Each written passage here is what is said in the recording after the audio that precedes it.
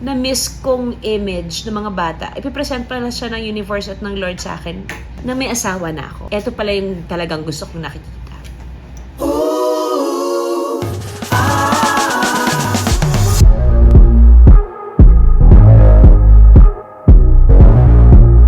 Unang-una, sa studio ni Raymond Isaac, may photoshoot ako noon for first glossy cover magazine. Siya naman may pen shop photoshoot. Si Juan Sarte din ang kasama ko noon. Tapos na siya, and then, nagbabay siya sa akin through the mirror. Well, aminin mo.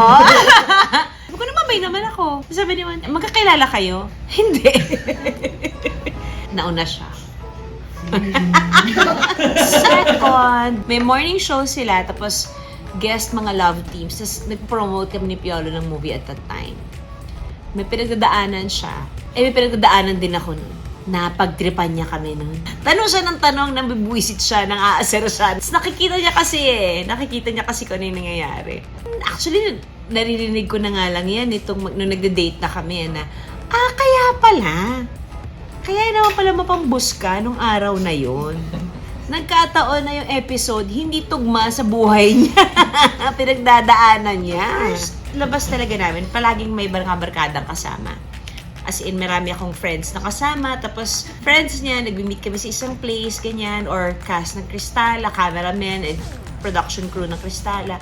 Pag-iinuman kami, ganyan. Bilang barkada nga, pero alam mong may something na. Pero andyan lang.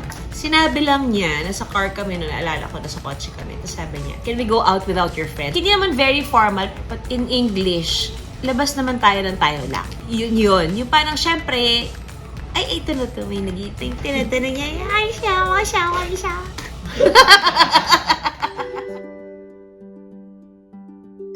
First date natin, Bob? I remember. Where? Kasi ang memorable na date sa akin, yung kumain tayo ng shawarma sa garahe. Is it M? M was the first time we crossed the street that we held hands in public. Yes. Yes, actually, naalala ko yung moment na yon kasi wala namang humahawak sa kamay ko ng walang fans, nang hindi nagpo-promote, nang wala sa set. So, first time ko na-experience yung gano'n na in public talaga. In public, yung may holding hands ako, tapos yung protektado ka, yung gano'n yung, okay, ito pala yun.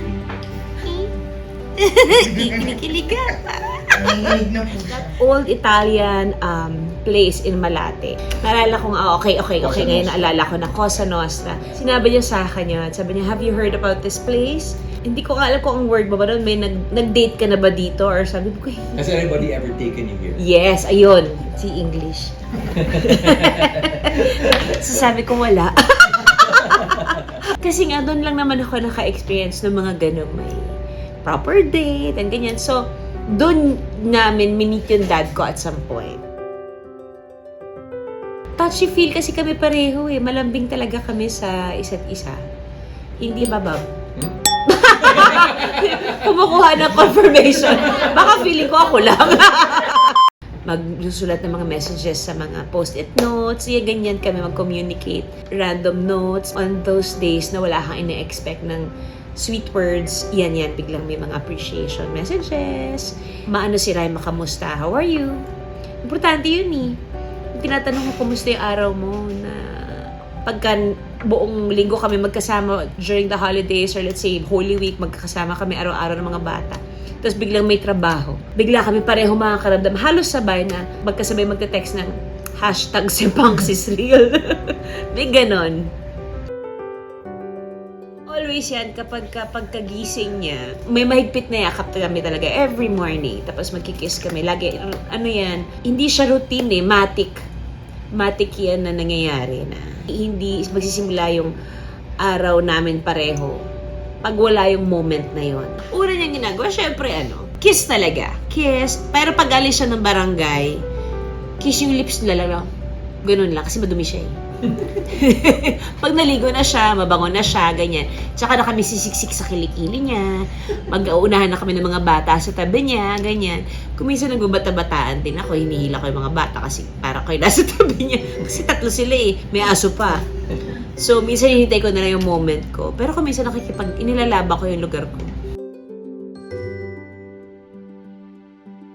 malaki na yung ikinalma ni Rai pagdating sa mga bata talaga. Yung patience niya, mas lumawak at saka ang husay niyang makipag-usap sa mga bata. So yung mga bata, when they come home, tapos nandun na yung dad nila, excited sila magkwento, ano na problema nila, lalo ngayon si Johan, nasa college na siya. So, sila talaga yung magka-jive, yung kaya niyang mag-adjust sa kung ano yung trip ng mga bata. Pero re-respetuhin naman din ng mga bata if daddy wants to take a break today or daddy wants to rest. Kumbaga, they have that silent communication ba? Pag pinapanood ko sila, sana may ganito ko nung bata ako, yung may tatay akong kinakada, may tatay akong inuwian. Ito pala yung pangkalahatan nung na-miss kong image ng mga bata. Ipipresent pa na siya ng universe at ng Lord sa akin na may asawa na ako.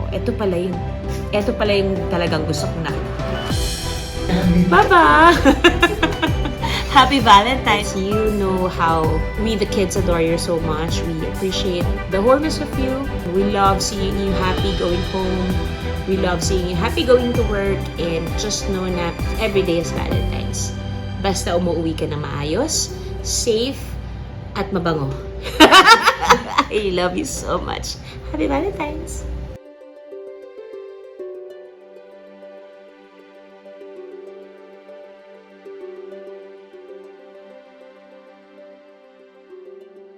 Bakit po baba yung tanong? Baba? Apo. Bakit si Ryan ang tanongin mo bakit ba? Ikaw sa'yo galing yung baba. Bakit nga ba? Parang hindi siya baby. Hindi siya sa baby nang galing. Galing siya sa pare. Kasi, nung nagbabasa ako ng comics nung bata pa ako, si Wolverine, ang tawag niya sa mga nakakausap niya, Bob. So, parang, hey Bob. So, parang gano'n. So, Bob. Parang, Pero pare. sa Australia, may ibang meaning ang baba. I Like think yun eh, oo. so. Like So, parang baby or ano. Dahil May, si Wolverine kasi, doon hindi sa naman yung comics, pwede tawagin baby si Deadpool, di ba? Hindi kasi doon sa comics na binabasa ko noon, si Wolverine Canadian. So, ang baba yata sa Canadian is pare. Pare. Oo, sa Australia is Australia, baby. parang baby. Something like that. Yun. Dahil sa pare.